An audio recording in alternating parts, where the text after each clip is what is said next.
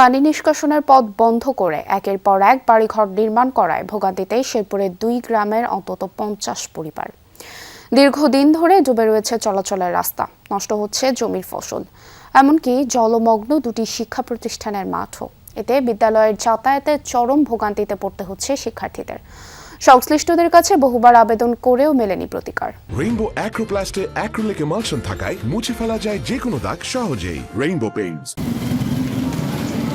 বিদ্যালয়ের মাঠ নয়, এ যেন এক পুকুর। স্কুল ভবনের চতুর্দিকে মাঠের পুরোটা অংশই জলমগ্ন।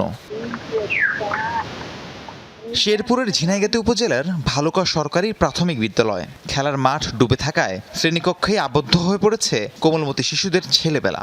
শুধু একটি বিদ্যালয় নয়, দীর্ঘস্থায়ী জলাবদ্ধতার কবলে ব্যাহত হচ্ছে দারুস সুন্নাহ বালিকা মাদ্রাসার শিক্ষা কার্যক্রম।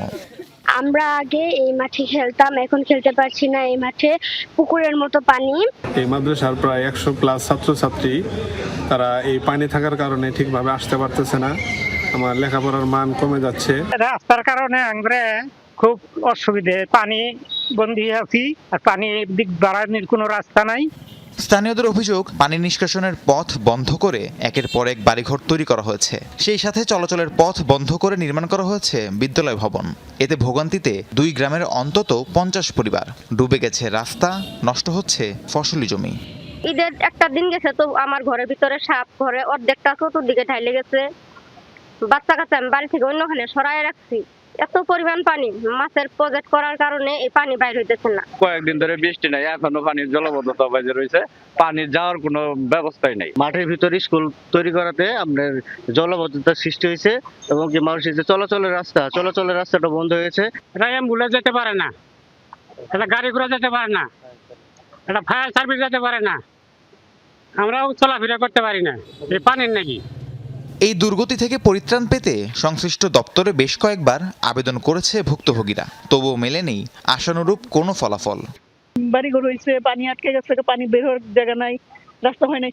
প্রজেক্টটা করার কারণে পানি কোনোভাবেই বের হতে পারতেছে না।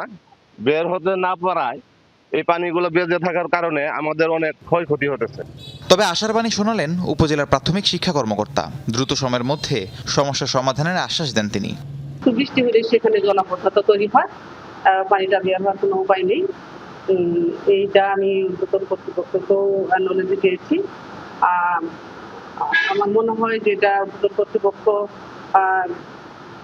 যদি কোনো বরাদ্দ দেয় তাহলে আমরা এটা কি মাটি ভরাটের ব্যবস্থা করতে পারবো।